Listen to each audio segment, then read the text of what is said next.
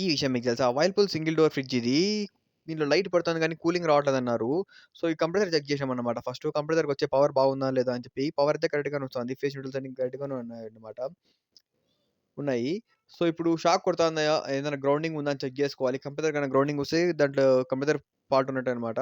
So, first ఈ ఓఎల్‌పీ relay వచ్చున్నాయి గదా! Connections ఈ పాతవి తీసి చూసినామన్నమాట. అది పని చేయట్లేదని. ఫస్టు ఈ కనెక్షన్స్ యాస్ ఇట్ ఈస్‌గా డైరెక్ట్ ఇచ్చేయాలి. నెక్స్ట్ అయితే ఇచ్చి ఆన్ చేసి చూడాలన్నమాట. ఆన్ చేసి చూడాలి. సప్లై వస్తుందా లేదా అని చెప్పి. కంప్రెసర్ అయితే ఆన్ అయింది. షాక్ ఏం కొట్టట్లేదు. సో, ఈ రిలేస్ ఓపెన్ చేసి చూడాలి ఇంకా పగిలిపోయినాయని చెప్పి. సో, ఇదైతే పోయింది. సో, కొత్త రిలే ఏసుకోవాలన్నమాట ఇక్కడ.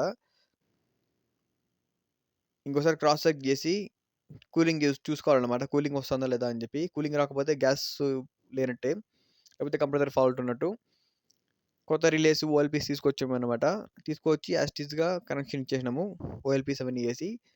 ఓపెన్ చేసి కూలింగ్ చెక్ చేసినామన్నమాట ఇప్పుడు. రన్ అయితే అవుతోంది కంప్రెసరు. కూలింగ్ చెక్ చేసుకోవాలి. కూలింగ్ చెక్ చేసుకున్నాం. పర్ఫెక్ట్ సెట్ అయిపోయింది.